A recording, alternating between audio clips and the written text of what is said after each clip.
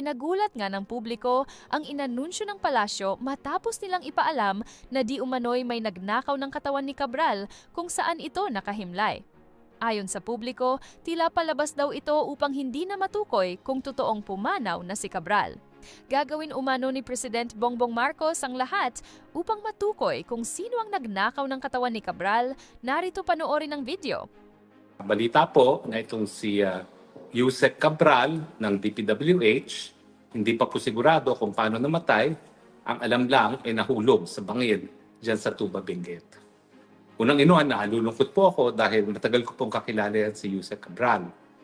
Alam niyo po, nung ako'y naging kongresista, talaga naman pong lahat ng request ng mga kongresista, senador at ng Malacanang dumadaan talaga kay Yusek Cabral. Ganyan pong kaimportante si Yusek Cabral. At bilang isang enhinera naman po, magugulat kayo, hindi lang siya ordinaryong enhinera, may PhD po yan.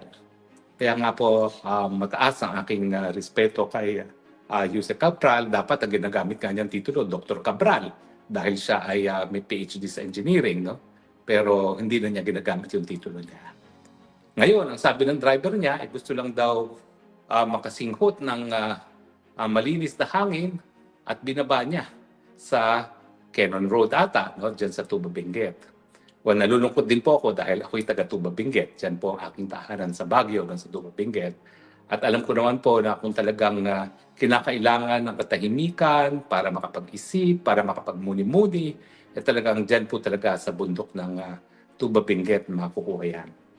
Sa katunayan, nung ako po'y nasa Pilipinas pa, kinakailangan umuwi talaga ng Baguio Biyernes at babalik ng Lunes dahil kung hindi, ang feeling ko, hindi ko kakayanin yung buhay na magulo. So kinakailangan po talaga yung amoy ng hangin na malinis, na amoy ng pine trees, at yung katahimikan ng Tuba Benguet. Ngayon, yan po siguro ang huling tanawin at huling hininga ni Yusek Cabral. Pero ang katanungan, siya ba ho ay nahulog? Gaya ng sinasabi ng driver na nagpaiwan lamang para makahinga ng malinis na hangin or itinulak? Well, anyway, kayo na po ang magdesisyon dyan. Sasabihin ko lang talaga kung anong alam ko sa trabaho ni Yusek Cabral. Siya po ay Yusek for planning. Ibig sabihin, wala pong budget sa DPWH na makakapasok sa budget ng departamento na hindi po inaaprubahan ni Yusek Cabral. Ganyan po siya kapangyarihan. Dahil kung ikaw ay isang congressman, senator, or even presidente, dadaan at dadaan ka sa lahat ng mga proyektong hinihingi mo kay Yusek Cabral dahil siya nga po ay planning. So kung maalala ninyo, nagkumpirma nila kung magkano ang budget ni Kong Pulong, ang tinanong nila si Yusek Cabral. Kasi alam ni Yusek Cabral yan. Sa totoo lang po, may listahan po yan si Yusek Cabral. Lahat ng kongresista, lahat ng senator, lahat ng opisyalis ng Malacanang, alam niya kung anong mga proyektong naipasok sa pantao ng budget. Yan po ang Yusek Cabral. Kaya po, maintindihan ninyo kung bakit kahapon pa, nung nalaman ko na siya biglang pumanaw, ako'y nagtanong na, yan ba ay pumanaw dahil suicide, dahil aksidente, o dahil itinulak? Ang aking kutob, meron po mga gusto na patahimikin si Yusek Cabral. Ano ba ang mga bagay-bagay na lilitisin ngayon? Well, lilitisin po yung mga ghost projects. Now, para malaman natin kung sinong kumita sa mga ghost projects, yung mga kontratista naman yan ay kasabuatan lamang ng mga taong politiko. Dahil yung mga taong politiko ang tumatayong proponent ng proyekto. Hindi naman niya mabibid kung walang proponent. At alam niyo naman po siguro kung paano na ang pakulo nila. No? Ang mga kongresista, kaya naman niya nakakakurakot galing sa pondo ng taong bayan dahil nagre-report sa kanila yung kanilang mga district engineer. Kami mga party list noon, kawawa po talaga. Until naging chairman si Zaldico bilang isang party list din sa Committee on Appropriations, wala po talagang district engineer na magbibigay na kahit anong proyekto sa party list congressman. Kasi automatic po yan. Lahat ng proyekto sa isang distrito, magre-report ang district engineer sa district congressman. Pero, yan naman po, may formula dyan si Yusek Cabral na walang selusan. Hindi po maintindihan yung kanyang formula, pero lumalabas kada distrito ay merong minimum na 1 billion ang mga kongresista. Dati-rati po ha, dati-rati, 10% kada kalye, 5% kada building. So at the average, merong 100 million ng isang congressman na tongpats. Ngayon po, naging napakataas na up to 70%. Hindi naman po siguro yan sa mga kalye at saka sa buildings. Pero ang narinig ko po ngayon, hindi na po bababa sa 25% ang kinukuha ng congressman at senatong. So kada billion, meron na silang 250 million. So alam niyo na kung saan nila kinukuha yung pera na pambili ng boto nyo kada eleksyon. Kaya nga po, nagiging mahal na ang eleksyon dahil alam nila na malaki na rin ang kubra, lalong-lalo na sa mga proyektong infrastruktura. Pero nang pumasok nga po itong mga flood control, lumabas ang katotohanan.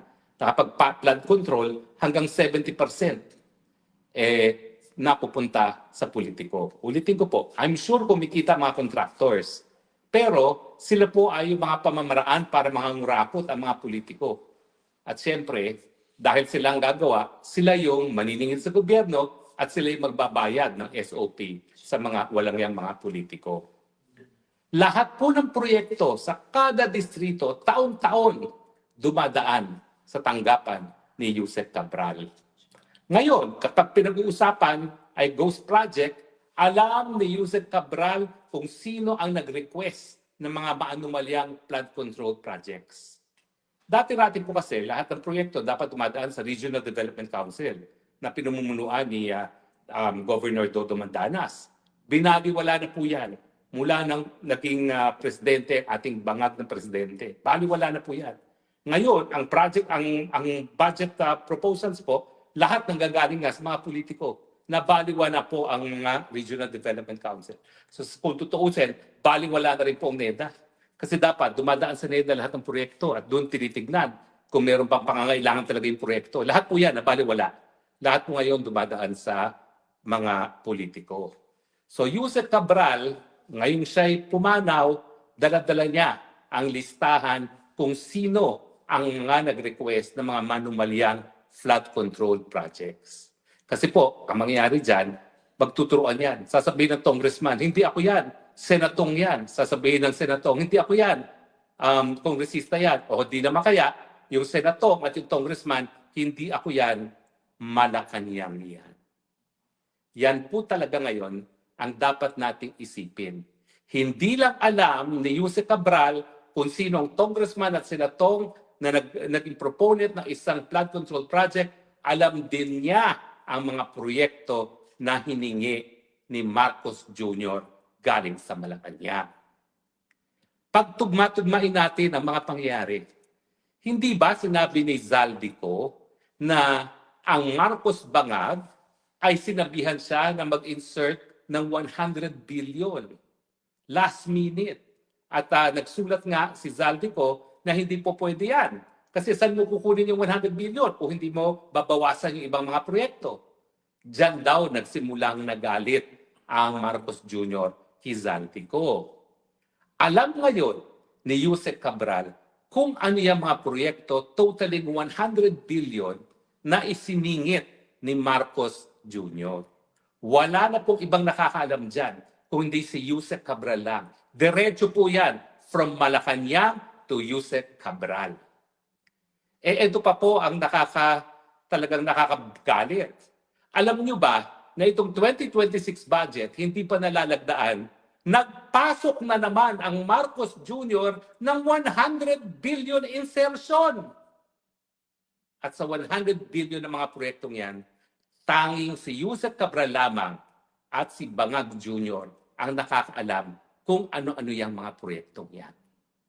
Bakit ba ho importante na malaman ni Yusek Cabral kung sino talagang proponent? Diyan po kasi nag-aaway-away ang senatong, ang congressman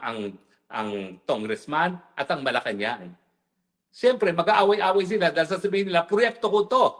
At kung sino ang pwedeng mag-angkin ng proyekto, sa kanila pupunta yung tongpats. Ganun po yun. Ang pinag-aawayan, pera. Baling wala na po ang kredito. In fairness, kakaunti na lang yung EPAL na this is a project of Congressman so-and-so. Ang importante ngayon, kwarta-kwarta lang. Kaya yung 100 billion ni Bangag na ipinasok na naman niya sa 2026 budget, wala na pong nakakaalam kung ano yung mga proyektong yan, kung hindi si Yusek Cabral lamang at ang Marcos Jr. Siguro, mag-aaway-away ngayon sila. Dahil wala na si Yusek Cabral at hindi naman siguro ipapasabi ni Marcos Bangag Jr. na sa kanya yung proyekto, mag-aaway-away sila para sa SOP. Ang mangyari dyan, yung mga kontratista nila maglaalabanan at harinawa sana makakuha ng pinakamababang presyo ang taong bayan na magbabayad ng proyekto. Dahil lamang hindi alam kung sino pupunta, kanino pupunta ang SOP, ngayong wala na si Yusek Cabral. So mga kaibigan, isipin nyo yan. Kung si Yusek Cabral lang ang may alam, bukod kay Marcos Jr., kung ano-ano yung 100 bilyong mga proyekto na ipinasok nila noong 2025 at yung 100 billion na ipinasok na naman ng 2026. Sino kaya ang gustong magpatahimik kay Yusek Cabral? Wala akong sinasabi. Hindi ko pinagbibintangan si Bangag Jr. Bahala na kayong magkaroon ng sarili niyong konklusyon. Pero alam ko naman, matatalino kayo kung may itinatago at kung yung tinatago, mabubuking ni Yusek Cabral kapag siya'y napilitang magsalita, alam nyo na kung sino ang gustong magpatahimik kay Yusek Cabral. Nagagalit po ako kasi alam nyo, si Yusek Cabral, sunod lang naman yan. Hindi kinakailangang saktan. Siya, alam naman niya na kung ikaw ay makapangyarihan, kung ikaw ay presidente, susunod lang naman siya. Bakit kinakailangan pang saktan? Bakit kinakailangan pang patayin? Pero wala po akong sinasabi, wala akong pinagbibintangan. Ang sinasabi ko, kayo ang mag-usga.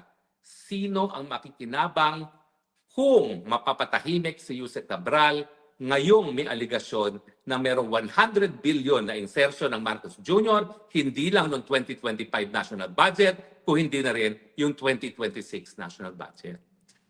Pero siyempre, marami pa rin mga naisang patahimikin. Nung gusto nilang diinan si Pulong Duterte, ang tinawag nila si Yusek Cabral na nag-certify. Merong ang 52 billion ang Pulong Duterte. Pero nung lumalabas na meron din 56 billion ang distrito ni Sandro Marcos, si Yusek Cabral din ang nagkumpirma. Meron din 26 billion si Sandro Marcos. So ang pinaglalabanan na lang, hindi yung kung nakakakuha ng malaking pondo ang mga anak ng presidente, siguro maintindihan na natin kung bakit yung distrito ng mga presidente makikinabang kapag ang isang distritong yun ay maging presidente. Kung hindi, ano ngayon yung mga proyekto ng mga anak-anakan na ghost or substandard or honest to goodness. Ang sinasabi ko lang naman, ako, miski 52 billion yung kipulong, ako'y nakadaan na doon sa coastal road ng Davao. At nakita ko talaga na parang naging first world ang Davao in such a short period of time dahil doon sa mga infrastruktura na pinatupad through the office of Congressman Pulong. Ako naman po nanggaling din sa Ilocos Norte. At ako naman po ay wala akong nakitang mga bagong proyekto dyan sa Ilocos Norte.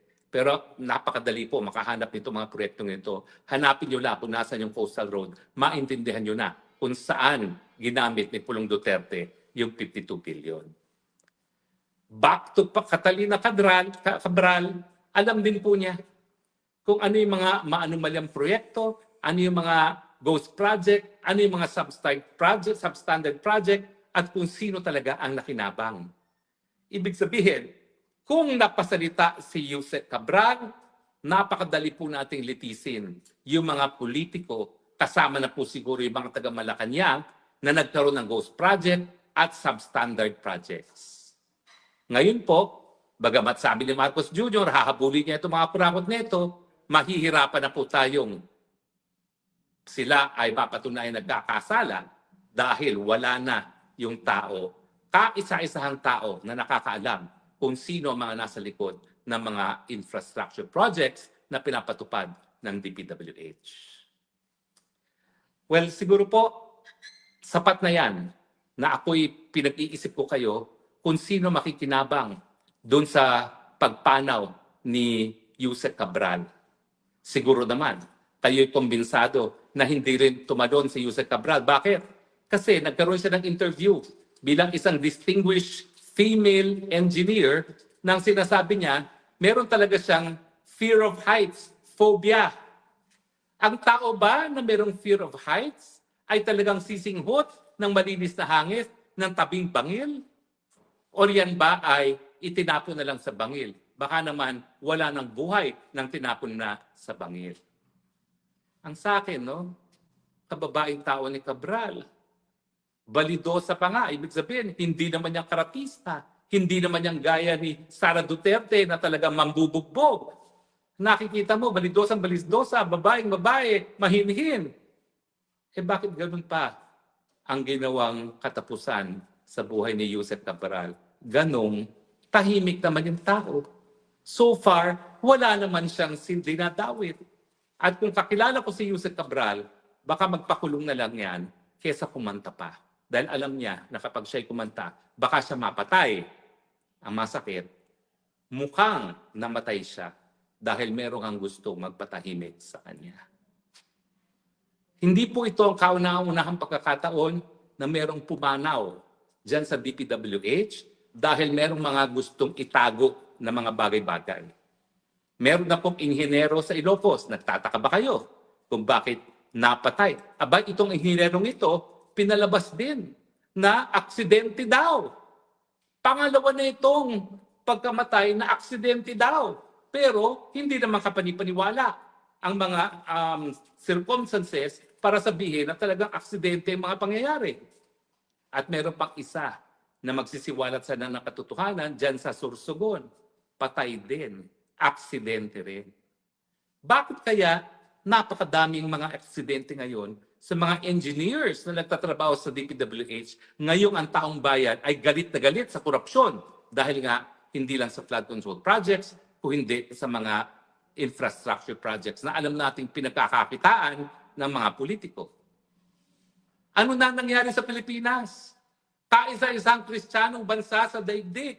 And yet, nagkakaroon na ngayon ng mafia-style patayan para lamang mapatahimik ang mga nagpapatupad ng mga infrastructure projects dahil tanging sila lang ang nakakaalam kung sino ang mga kumita sa mga proyektong yan.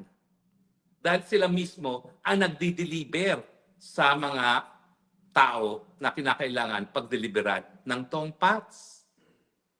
Di ba ho nakakalungkot? Mafia-style killings ngayon sa Pilipinas sa panahon na sumisigaw para sa katarungan ang taong bayan. Pasensya na po kayo, yung mga kaibigan ko sa Maisog, isa-isang pumapasok, so napapasama sila sa broadcast. Okay lang po. Tatanungin ko sa kanila kung gusto nilang bumate. Okay? Pero kasama ko po ang mga Maisog at DDS. Sa akin po, malungkot ako. Kasi ang aking alaala naman kay Yusek Cabral, she was a very kind person. Kadalasan, hindi niya ako matulungan. Kasi ako naman, nung ako'y naging party list, wala naman akong kapit. At dahil nga party list ka, wala namang nagre-report sa iyong DE. Pero bagamat hindi niya ako natulungan, every time ako'y pupunta sa kanya, hihingi, hindi ba pagbibigyan dahil wala naman tayong kapit, she makes it a very worthwhile experience. She was genuinely nice, genuinely friendly, hindi naman siya plastic, willing to help, kaya lang, ina-explain din niya kung anong realidad. Na talagang ang mga nakapagbibigay lamang mga proyekto ay yung mga malalapit sa kusina. I will miss Yusek Cabral. Not only because I think she was a good person inherently, hindi ko sinasabi na malinis siya, ha? Siyempre, yung korupsyon hindi dapat nangyari kung hindi pumapayag yung mga tao na gaya ni Yusek Cabral dahil siya nga yung nag-a-approve ng mga proyekto na hinihingi ng mga politiko na alam natin na kaya lang naman nare-request yung mga proyektong yan dahil pagkakakitaan nila. Pero at the same time, maski hindi siya santo, I think Yusek Cabral just wanted to have a living, just wanted enough for herself, and accepted na ganito ang patakaran sa Pilipinas. Kaya nga po, mga kababayan, kung tayo ay magiging gaya ni Yusek Cabral na tatanggapin na lang ang mga patakaran sa lipunan, baka tayo magkaroon din ng kapalaran na gaya ni Yusek Cabral. Sana po, magsilbing halimbawa ang buhay ni Yusek Cabral na panahon na para sabihin, tama na, sobra na. Hindi na dapat magkaroon ng SOPs. Hindi na dapat magkaroon ng patakaran. Ang pera na kabanang bayan para sa taong bayan, hindi para sa mga magnanakaw. Mangyayari lang po yan kapag naibalik natin ang tiwala sa pinakamataas na opisina ng bayan at yan po ang tanggapan ng presidente.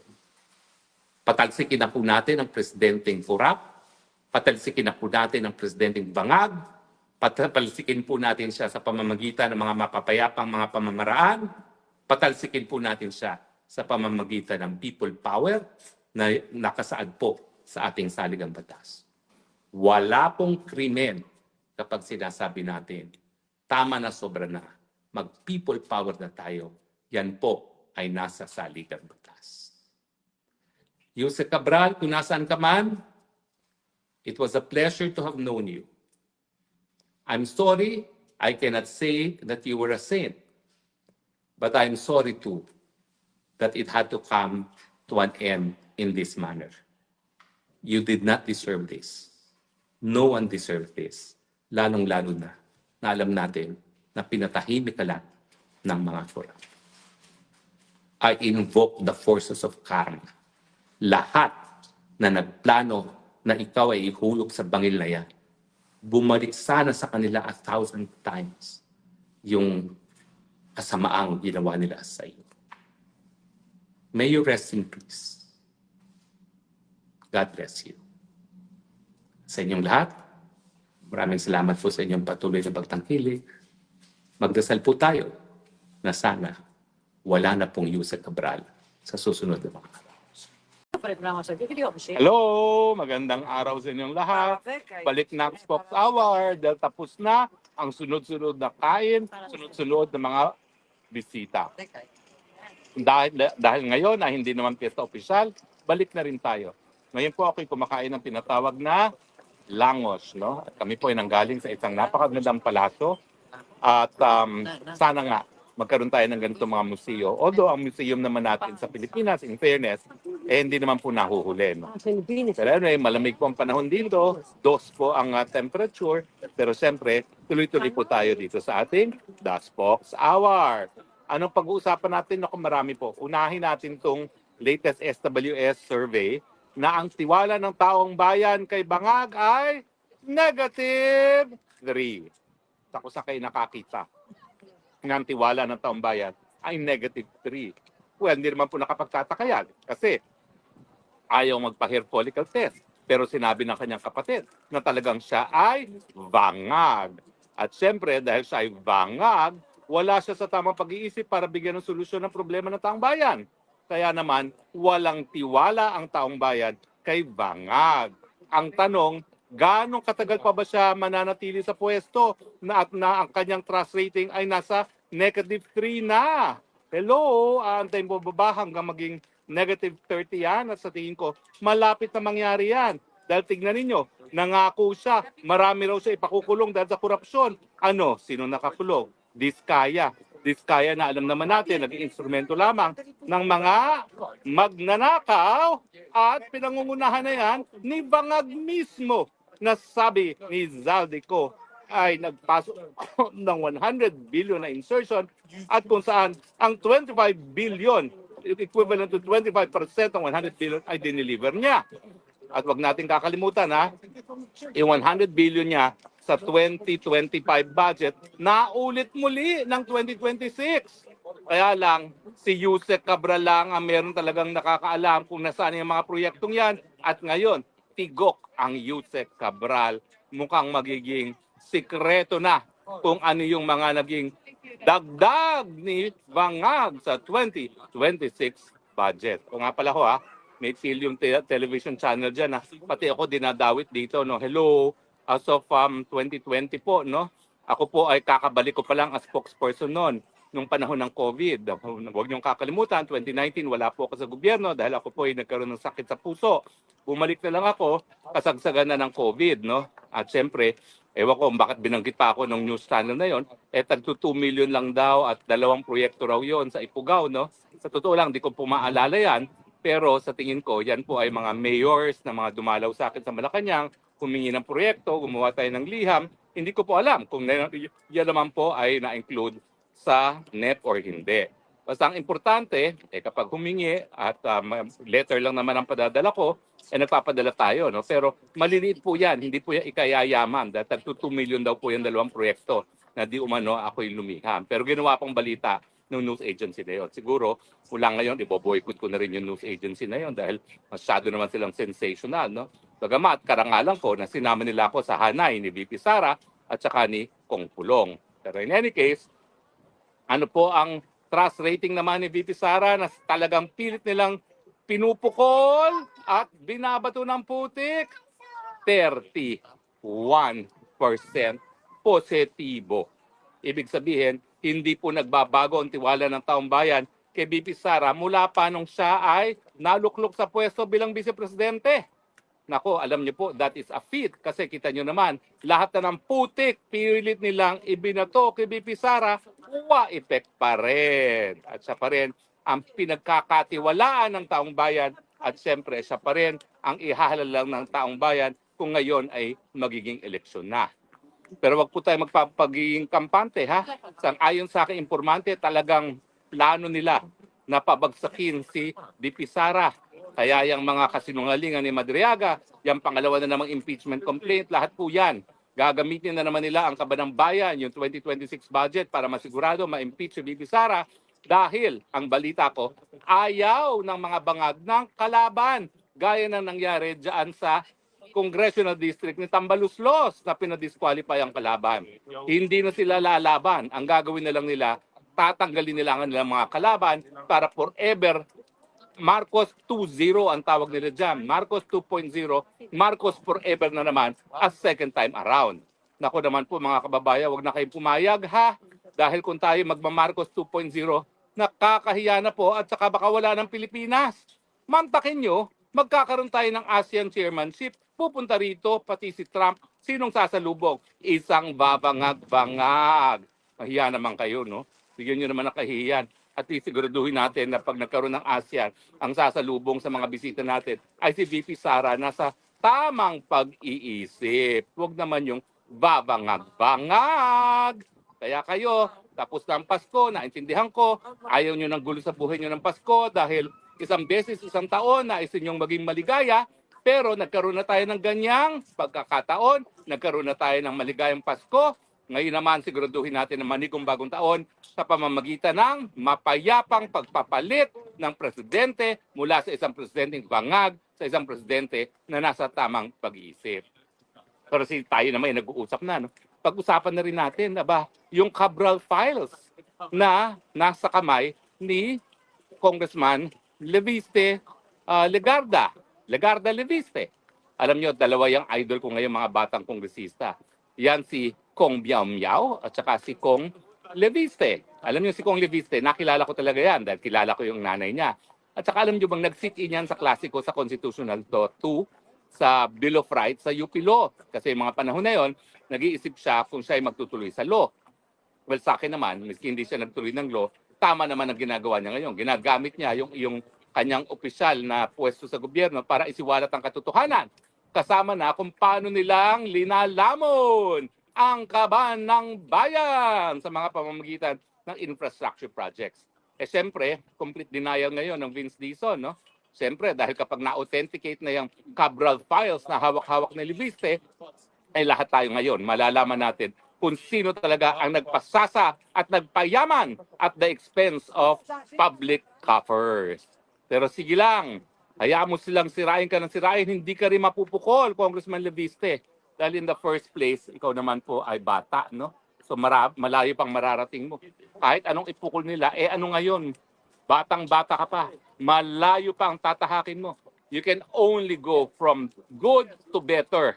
Kaya manindigan ka lang at susuportahan ka ng taong bayan at hindi ako masusurpresa kung in a few years, siguro in 6 more years, baka ikaw na tumakbo ng senador, hindi na yung nanay.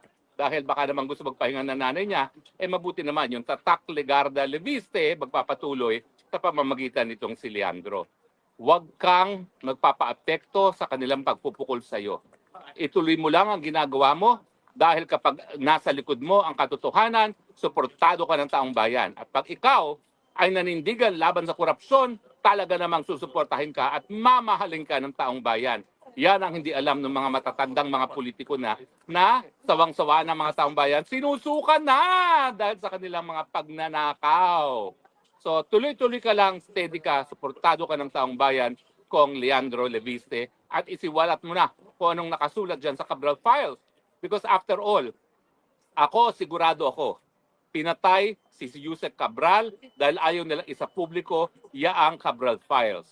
Kung siya'y nabubuhay, siya'y po pwedeng maging state witness at siya'y magiging dahilan kung bakit ang presidente mismo makukulong sa korupsyon. Dahil sigurado ko, na gaya ng sinabi ni Zaldico, merong mga insertions sa presidente, ang tanging nakakaalam lang yan ay si presidente mismo at si Yusek Cabral na ngayon ay hawak-hawak ang prueba ni Congressman Legarda Leviste. So steady ka lang, suportado ka namin dahil nais namin ang katotohanan, nais namin matigil ng korupsyon sa gobyerno at alam namin may banta sa buhay mo, pero siyempre lahat naman ng mga tao na kinikilalang mga martir, kinikilalang mga bayani, talaga namang linagay sa aberya ang kanilang mga buhay at hindi ka magiging iba sa kanila, Congressman Legarda Leviste, dahil alam namin, tinataya mo ang buhay mo para sa katotohanan at para sa malinis na pamamalakad ng gobyerno. Pao kami sa iyo, saludo kami sa iyo at suportado ka namin. Well, mga kaibigan, welcome back to Spokes Hour matapos ang ating maikling pamamahinga para naman sa Pasko. Pero ngayong natapos na ang kaligayahan ng Pasko, balik na tayo at kinakailangan concentrate na tayo sa pagbabago ng gobyerno. Hindi na po tayo makakatagal sa ganitong paghihirap na dinadanas ng taong bayan dahil ang presidente ay wala sa tamang pag-iisip.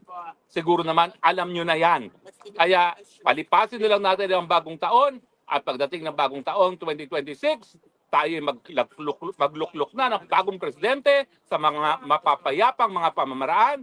Hindi po yung kasalanan. Yan po ay nasa ating saligang batas. Ang tawag ay people power. At pag hindi pa tayo ng people power, baka mabura na tayo sa mukha ng planetang Earth. Nagkakaintindihan ba ho tayo? Okay, tayo nagkaroon maligayang Pasko dahil isang beses isang taon. We give ourselves that to be merry during Christmas. Pero panahon na po para umakto sa 2026 dahil ang pinag-uusapan na natin ang kinabukasan nating lahat beyond 2026. Mga kaibigan, Merry Christmas pa rin. Manigong bagong taon sa ating lahat. Pero aking mensahe, kinakailangan manindigan na para sa katotohanan, manindigan na para sa malinis na pamumuno, manindigan na sa tunay na pagbabago, alisin ang mga bangag sa pwesto, ilagay ang mga nasa tamang pag-iisip. Ito po yung Spokes ng Bayan nagsasabi, I love you Philippines. You're the only country I have. You're the only country that I love. Bye!